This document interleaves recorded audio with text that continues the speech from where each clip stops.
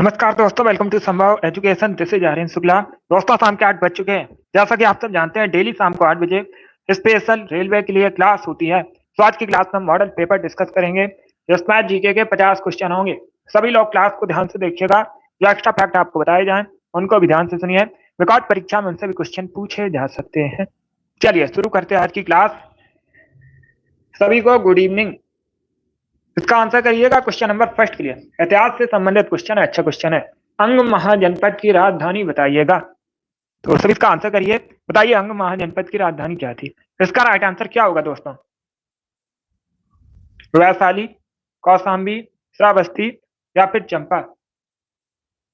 D correct answer होगा चंपा। या तो option number D correct answer है।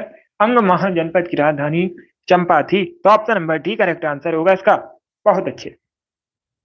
इसका आंसर करिएगा क्वेश्चन नंबर 2 के लिए। टीपू सुल्तान की राजधानी बताइएगा। सभी जल्दी से आंसर करिए। बताइए टीपू सुल्तान की राजधानी क्या थी। क्वेश्चन पूछा जाता है टीपू सुल्तान की मृत्यु कब हुई थी। तो आप लोग याद रखिएगा 1799 में। कब? 1799 में आप लोग याद रखिएगा टीपू सुल्तान की मृत्यु हुई थी। कहां पर हुई थी यह भी प्रश्न पूछा जाता है, श्रीरंगपट्टनम में। और इसका right answer option number D होगा। क्या करेक्ट आंसर होगा? ऑप्शन नंबर डी इसका राइट आंसर होगा। श्रीरंगपट्टनम टीपू सुल्तान की राजधानी थी। तो option number D correct answer होगा। ये क्या पूछा गया है, the economic history of India नामक पुस्तक किसने लिखी है? ऑप्शन को पढ़ लीजिएगा, उसके बाद ये आंसर करिए। जल्दबाजी में आपको आंसर नहीं देना है। जिसने अभी लाइव सेशन को लाइक नहीं किया है, लाइक कीजिएगा, शेयर कीजिएगा। चैनल पर नए हैं, चैनल को सब्सक्राइब कीजिएगा, बेल आइकन को प्रेस कीजिएगा ताकि सभी नोटिफिकेशन आप तक पहुंच सकें। इसका right answer option number B होगा, रमेश चंद्र दत्त। क्या तो option number B correct answer होगा। रमेश चंद्र दत्त ने the economic history of India नामक पुस्तक लिखी है। तो option number B correct answer होगा। अब इसका आंसर करिएगा क्वेश्चन नंबर 4 के लिए। स्वतंत्र पार्टी के संस्थापक बताइएगा। सभी जल्दी से आंसर करिए। बताइए दोस्तों, स्वतंत्र पार्टी के संस्थापक कौन थे? सी राजगोपालाचारी, गोपाल कृष्ण गोखले, वल्लभ भाई पटेल या फिर इनमें से कोई नहीं? तो इसका राइट आंसर ऑप्शन नंबर ए होगा, सी राजगोपालाचारी। क्या तो option number A correct answer होगा। स्वतंत्र पार्टी की स्थापना की थी सी राजगोपालाचारी ने। क्वेश्चन नंबर 4 का option number A correct answer होगा। अब इसका आंसर करिएगा क्वेश्चन नंबर 5 के लिए। टॉक्सिकोलॉजी किससे संबंधित अध्ययन है? ये रेलवे परीक्षा में पूछा हुआ प्रश्न है। सभी जल्दी से आंसर करिए क्वेश्चन नंबर 5 के लिए। Good evening. तो ऑप्शन को पढ़ लीजिएगा, उसके बाद ही आंसर करिए। जल्दबाजी में आपको आंसर नहीं देना है। टॉक्सिकोलॉजी किससे संबंधित अध्ययन है? Right answer option number D होगा, विष से। या तो option number D correct answer होगा इसका। आप लोग याद रखिएगा, विष से संबंधित अध्ययन को टॉक्सिकोलॉजी कहते हैं। तो सभी ने करेक्ट आंसर दिया इस बार। वेरी गुड दोस्तों, good evening. D correct answer होगा इसका। अब इसका आंसर करिएगा क्वेश्चन नंबर 6 के लिए। मनु भाकर किससे संबंधित है? अभी जो ओलंपिक हुआ था, कहां पर हुआ था? पेरिस में। 2024 में पेरिस में ओलंपिक हुआ है। इसमें मनु भाकर ने पदक जीते हैं। बहुत अच्छे। सभी को गुड इवनिंग। डेली सभी लोग सेशन को ज्वाइन कीजिएगा। डेली शाम को 8 बजे स्पेशल रेलवे के लिए क्लास होती है। टाइम को याद रखिएगा। सभी डेली सेशन को ज्वाइन कीजिए। इसका right answer option number B होगा, शूटिंग से संबंधित है। या तो option number B correct answer है, मनु भाकर शूटिंग से संबंधित है। तो option number B correct answer होगा। अब इसका आंसर करिएगा क्वेश्चन नंबर 7 के लिए। नाबार्ड का फुल फॉर्म बताइएगा। क्या पूछा गया है? नाबार्ड का फुल फॉर्म अगर पूछ लें, नाबार्ड की स्थापना कब हुई? इंपॉर्टेंट है, अभी याद रखिएगा 1982 में। कब? 1982 में नाबार्ड की। क्वेश्चन आप पूछ सकते हैं, नाबार्ड का मुख्यालय कहां पर है? तो आप लोग याद रखिएगा मुंबई में। नाबार्ड का हेडक्वार्टर मुंबई में। अब इसका आंसर करिए। बताइए नाबार्ड का फुल फॉर्म क्या होता है? बी करेक्ट आंसर होगा इसका, National Bank for Agriculture and Rural Development. तो option number B correct answer होगा। जिसने भी question number 7 option number B दिया, उनका सही उत्तर है। अब इसका आंसर करिएगा क्वेश्चन नंबर 8 के लिए। महाभारत के लेखक पतंजलि किसके समकालीन थे? ये अच्छा क्वेश्चन है। इस प्रकार से क्वेश्चन पूछा जाता है परीक्षा में, महाभारत के लेखक कौन है? तो याद रखिएगा, महाभारत को किसने लिखा है, किसकी रचना है? पतंजलि की। किसके समकालीन थे? चंद्रगुप्त मौर्य, अशोक, पुष्यमित्र शुंग या फिर चंद्रगुप्त प्रथम? इसका right answer option number C होगा, Pushyamitra Shunga. C correct answer होगा। या तो ऑप्शन नंबर सी का राइट आंसर आप लोग याद रखिएगा, पतंजलि पुष्यमित्र शुंग के समकालीन थे। तो option number C correct answer होगा। अगर पूछ लें शुंग वंश की स्थापना किसने की थी, तो आप लोग याद रखिएगा पुष्यमित्र शुंग ने शुंग की स्थापना की थी। और मौर्य वंश के बाद मगध पर जो शासन है शुंग डायनेस्टी शुंग वंश ने किया था। इसका आंसर करिएगा क्वेश्चन नंबर 9 के लिए। बताइए यूरिन में किस प्रकार का एसिड पाया जाता है? ये बायोलॉजी संबंधित क्वेश्चन है, सभी जल्दी से आंसर करिए। क्या पूछा गया? यूरिन में किस प्रकार का एसिड पाया जाता है? इसका right answer option number D होगा, यूरिक एसिड। या तो option number D correct answer है, यूरिन में यूरिक एसिड पाया जाता है, तो option number D correct answer होगा। सभी ने करेक्ट आंसर दिया, वेरी गुड दोस्तों। अब इसका आंसर करिएगा क्वेश्चन नंबर 10 के लिए। सभी जल्दी से आंसर करिए क्वेश्चन नंबर 10 के लिए। बताइए किसे भारत का प्रथम आधुनिक व्यक्ति माना जाता है? सभी जल्दी से आंसर करिएगा। क्या पूछा गया? निम्न में से किसे भारत का प्रथम आधुनिक व्यक्ति मानते हैं? राइट आंसर क्या होगा? राजा राममोहन राय। या तो option number C correct answer होगा, राजा राममोहन राय को भारत का प्रथम आधुनिक व्यक्ति माना जाता है। सी करेक्ट आंसर होगा। ये ग्रुप डी की परीक्षा में पूछा हुआ प्रश्न है रेलवे की, तो option number C correct answer है। इंपॉर्टेंट है, फिर से क्वेश्चन पूछा जा सकता है क्योंकि परीक्षाओं में प्रीवियस ईयर क्वेश्चन जो होते हैं रिपीट होते हैं। इसका आंसर करिएगा क्वेश्चन नंबर 11 के लिए। विटामिन के की कमी का परिणाम क्या होगा? अगर शरीर में विटामिन के की कमी होगी तो क्या इसका परिणाम होगा, ये आपको बताना है। स्कर्वी रोग हो जाएगा, हृदय का थक्का बनने में कठिनाई होगी, सांस लेने में कठिनाई होगी, या फिर दृष्टि दोष होगा। तो सभी इसका आंसर करिए क्वेश्चन नंबर 11 के। आंसर आप लोग दीजिएगा, राइट या रॉन्ग आप लोग आंसर करिए। इसका right answer option number B होगा, रक्त का थक्का बनने में कठिनाई होती है विटामिन के की कमी से, तो option number B correct answer होगा। इसका आंसर करिएगा क्वेश्चन नंबर 12 के लिए। बताइए नील नदी घाटी में किस सभ्यता का विकास हुआ था? आपको बताना है नील नदी घाटी में किस सभ्यता का विकास हुआ था, तो right answer option number C होगा, मेसोपोटामिया की सभ्यता का। सी करेक्ट आंसर होगा। सॉरी, पहले क्वेश्चन को समझिएगा। क्या पूछा गया? नील नदी घाटी में किस सभ्यता का विकास हुआ था? इसका right answer option number B होगा, मिस्र की सभ्यता का। बी करेक्ट आंसर होगा दोस्तों, सी करेक्ट आंसर नहीं होगा इसका। सी करेक्ट आंसर नहीं होगा, बी करेक्ट आंसर होगा इसका। आप लोग याद रखिएगा, नील नदी घाटी में मिस्र की सभ्यता का विकास हुआ था। अरे सी करेक्ट आंसर नहीं होगा, जल्दबाजी में सी पर टिक हो गया था।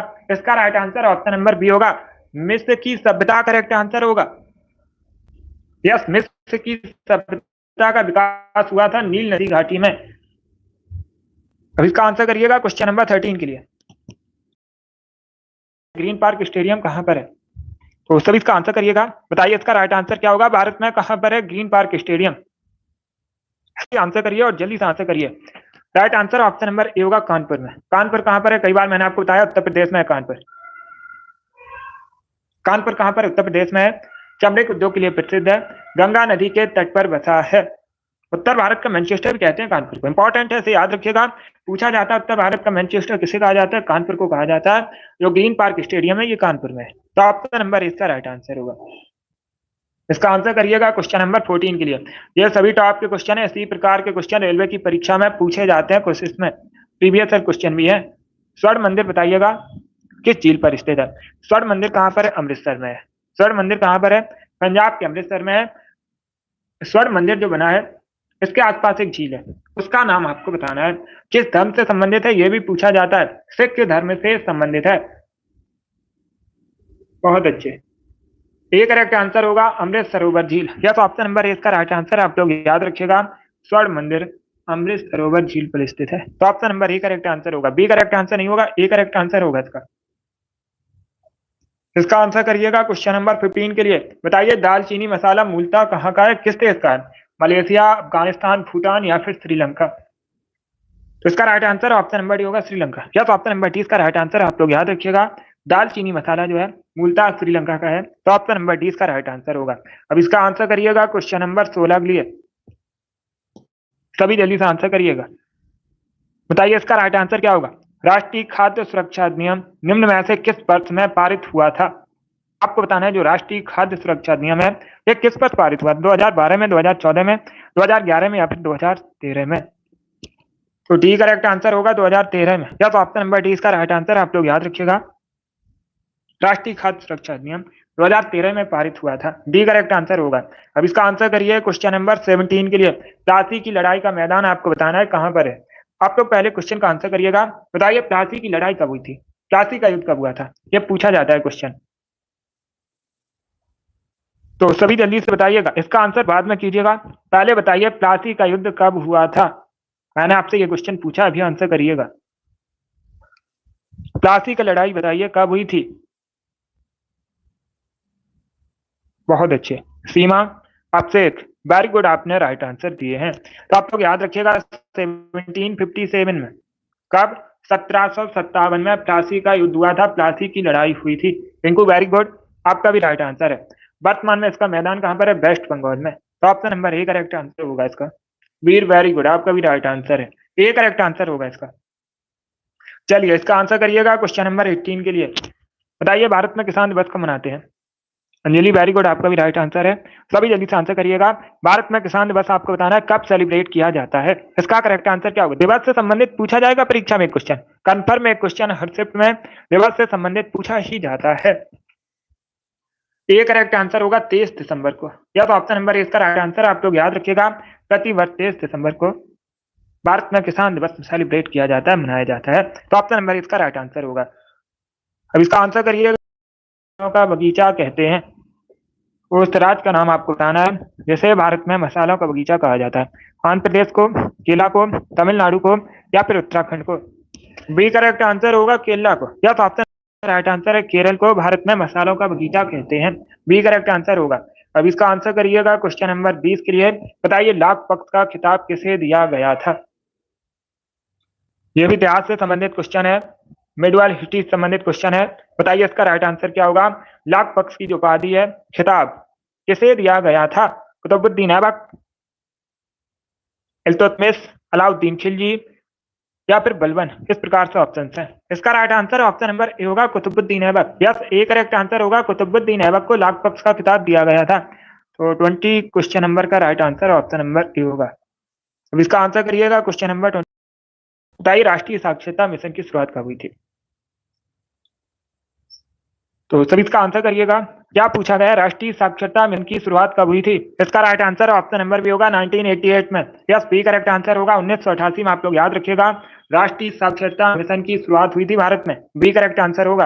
अब इसका आंसर करिएगा question number 22 clear. Banaras Hindu विश्वविद्यालय की स्थापना किसने की थी? BHU, बनारस हिंदू विश्वविद्यालय संस्थापक बताइए कौन थे? बी करेक्ट आंसर होगा पंडित मदन मोहन मालवीय। ऑप्शन नंबर 20 का राइट आंसर है। अब इसका आंसर करिएगा क्वेश्चन नंबर 23 के लिए। Storm straight from the heart नामक पुस्तक के लेखक कौन है? तो सभी इसका आंसर ये क्वेश्चन नंबर 23 का। बताइए राइट आंसर क्या होगा? सभी जल्दी से आंसर करिएगा। क्या पूछा गया है? स्टेट फ्रॉम द हर्ट नामक पुस्तक किसने लिखी है? बी करेक्ट आंसर होगा कपिल देव। या तो ऑप्शन नंबर 20 का राइट आंसर है। भारतीय पुरुष क्रिकेटर हैं कपिल देव, इन्होंने स्टेट फ्रॉम द हर्ट नामक पुस्तक लिखी है।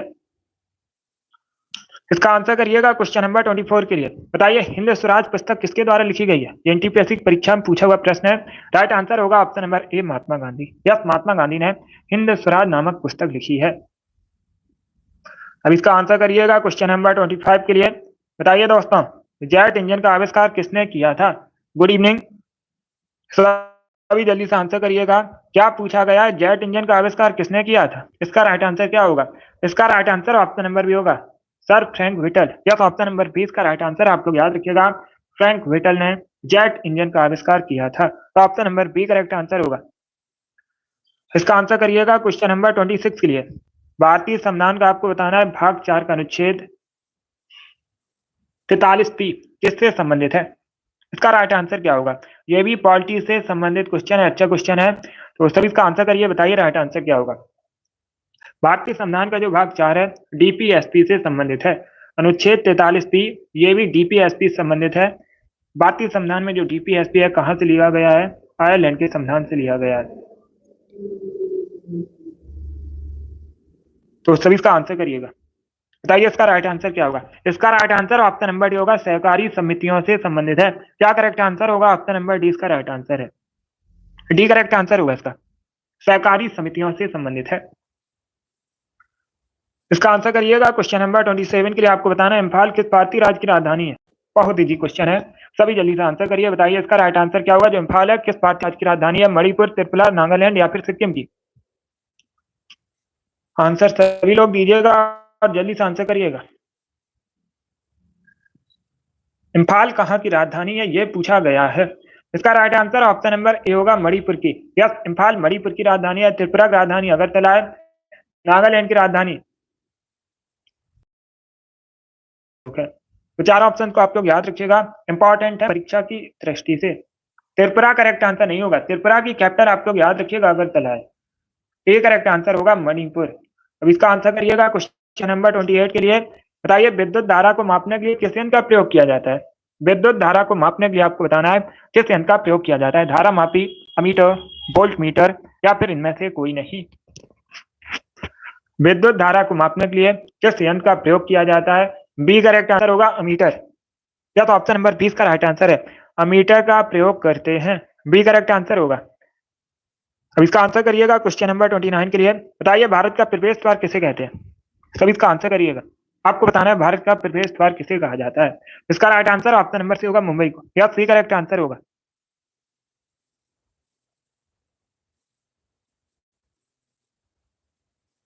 सी करेक्ट आंसर होगा इसका। भारत का जो प्रवेश द्वार है मुंबई को कहते हैं। Option number C correct answer होगा। क्वेश्चन नंबर 30 के लिए आंसर करिए। राष्ट्रीय ग्रामीण विकास संस्थान कहाँ पर स्थित है? सभी इसका आंसर करिएगा।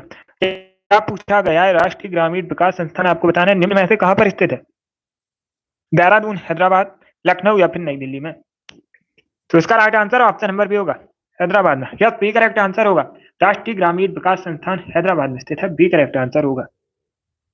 31 के लिए आंसर करिएगा। बताइए निम्न में से किस भारतीय राज्य में नेपाली भाषा मुख्य रूप से बोली जाती है? जो नेपाली भाषा है अगर पूछ लें किस लिपि में लिखी जाती है तो आप लोग याद रखिएगा देवनागरी लिपि में लिखी जाती है।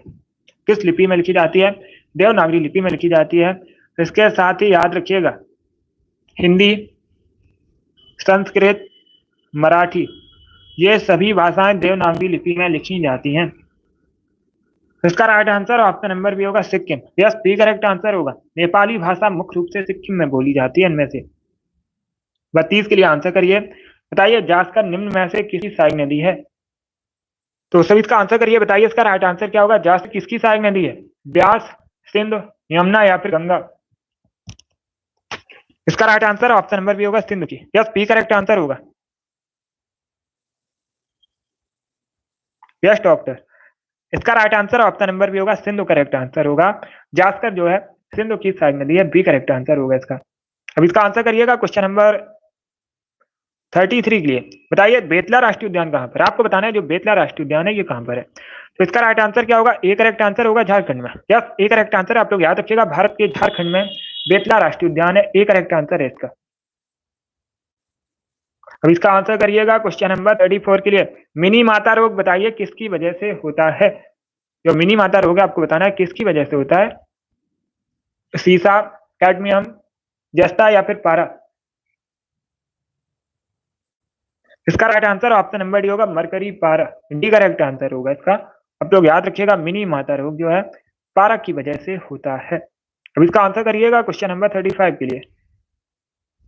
यस राम कुमारी, इसका आंसर करिए। बताइए भूरा कोयला किसे कहते हैं? सबसे उच्च कोटि का कोयला पूछा जाए तो मैंने आपको कई बार बताया एंथ्रासाइट है। रेलवे की परीक्षा में पूछा भी गया था सबसे उच्च कोटि का कोयला कौन सा होता है? एंथ्रासाइट होता है। भूरा कोयला किसे कहा जाता है? इसका right answer option number D होगा, lignite. Yes, D correct answer होगा। लिग्नाइट को भूरा कोयला कहते हैं। इसका आंसर करिए क्वेश्चन नंबर 36 के लिए। पाहुल प्रथा को किसने शुरू किया था? पाहुल प्रथा को आपको बताना है किसने शुरू किया था। गुरु गोविंद सिंह, गुरु रामदास, गुरु नानक देव या फिर गुरु अर्जन देव? पाहुल प्रथा बताइएगा किसने शुरू किया था इसे। इसका राइट आंसर ऑप्शन नंबर ए होगा, गुरु गोविंद सिंह।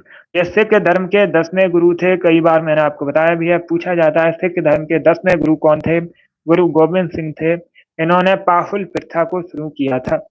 इनका जो जन्म है पाटलिपुत्र में हुआ था, वर्तमान में पटना के नाम से जाना जाता है। अब इसका आंसर करिए क्वेश्चन नंबर 37 के लिए। आपको बताना है किस बौद्ध संत के प्रभाव ने अशोक ने बौद्ध धर्म को ग्रहण किया था? अशोक ने बौद्ध धर्म को ग्रहण किया था, आप लोग याद रखिएगा। इसका right answer option number B होगा, उपगुप्त के प्रभाव में। बी करेक्ट आंसर होगा। अब इसका आंसर करिएगा क्वेश्चन नंबर 38 के लिए। मृतकों का टीला कहते हैं? सभी जल्दी से आंसर करिएगा। क्या पूछा गया है? निम्न में से किसे कहा जाता है मृतकों का टीला? Right answer option number B होगा, मोहनजोदड़ो को। Yes, option number B correct answer है। मृतकों का टीला किसे कहा जाता है? मोहनजोदड़ो कहा जाता है। अगर पूछा जाए वर्तमान में मोहनजोदड़ो कहां पर है? वर्तमान में मोहनजोदड़ो कहां पर है? तो आप लोग याद रखिएगा पाकिस्तान में है। कहां पर है? पाकिस्तान के सिंध प्रांत में। जिला है लरकाना। लड़काना जिले में स्थित है। इसका right answer option number B होगा। अब इसका आंसर करिए क्वेश्चन नंबर 39 के लिए। बताइए प्रेम वाटिका पुस्तक किसके द्वारा लिखी गई है? बी करेक्ट आंसर होगा रसखान। तो ऑप्शन नंबर 20 का राइट आंसर आप लोग याद रखिएगा, रसखान ने प्रेम वाटिका पुस्तक लिखी है। इसका आंसर करिएगा क्वेश्चन नंबर 40 के लिए। बताइए सुभाष चंद्र बोस ने अस्थायी सरकार की स्थापना कहां पर की थी? आपको बताना है सुभाष चंद्र बोस ने अस्थायी सरकार की स्थापना कहां पर की थी? सिंगापुर, जापान, बर्मा या फिर भारत में? तो इसका राइट आंसर ऑप्शन नंबर ए होगा, सिंगापुर में। यस, ए करेक्ट आंसर होगा। सुभाष चंद्र बोस ने अस्थायी सरकार की स्थापना की थी सिंगापुर में। 41 के लिए आंसर करिएगा, माई कंट्री माई लाइफ पुस्तक किसके द्वारा लिखी गई है? यह सीजीएल की परीक्षा में पूछा हुआ प्रश्न है, तो सभी जल्दी से बताइएगा इसका करेक्ट आंसर क्या होगा।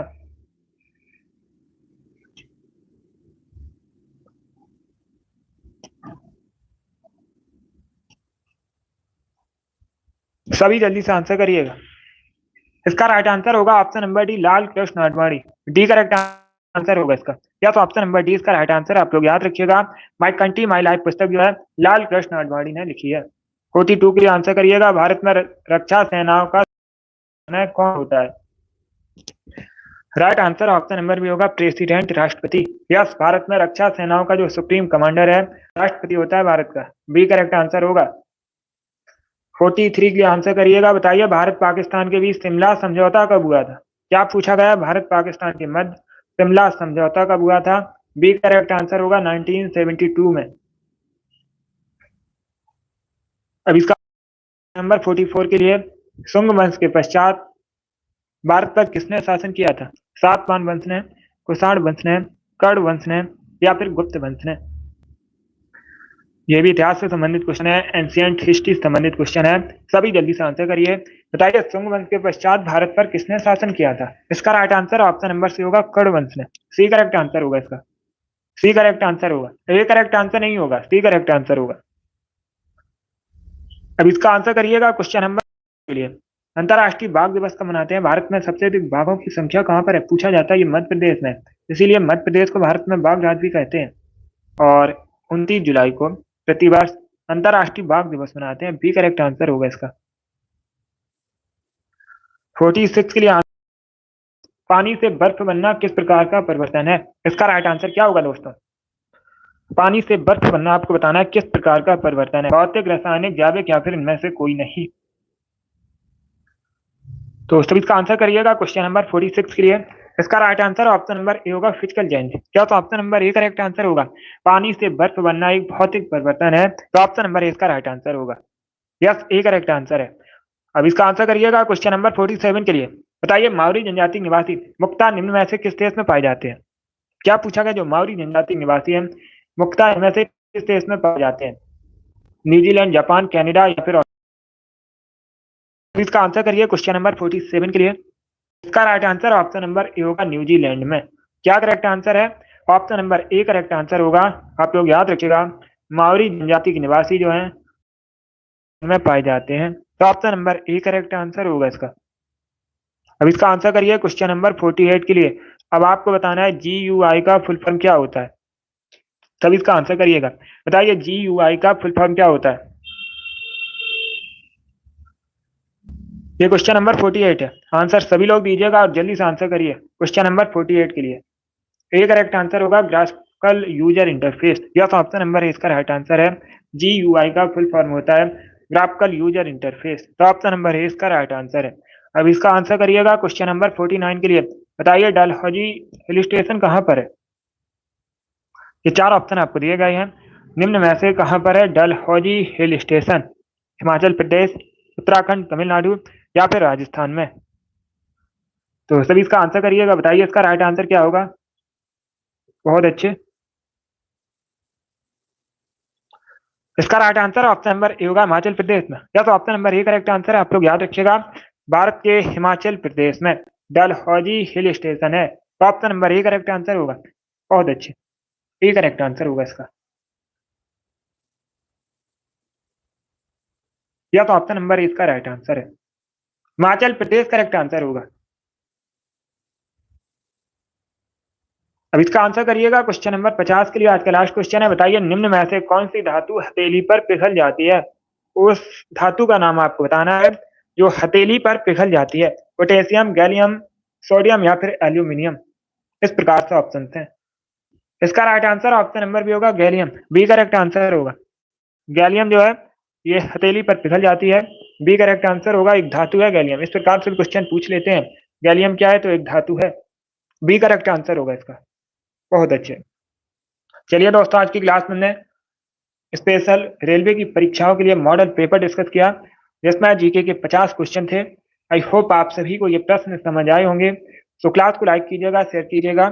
चैनल पर नए हैं, चैनल को सब्सक्राइब कीजिएगा, बेल आइकन को प्रेस कीजिए ताकि आप सभी तक नोटिफिकेशन पहुंच सकें। डेली क्लास होती है ये शाम को 8 बजे। टाइम को याद रखिएगा। सभी लोग डेली सेशन को ज्वाइन कीजिए। बहुत अच्छे। अगली क्लास होगी कल सुबह 10 बजे। टाइम को याद रखिएगा, टाइम से सेशन ज्वाइन कीजिएगा। चलिए, इसी के साथ मैं आपको मिलूंगा अगली क्लास में। Thank you guys, thank you for watching.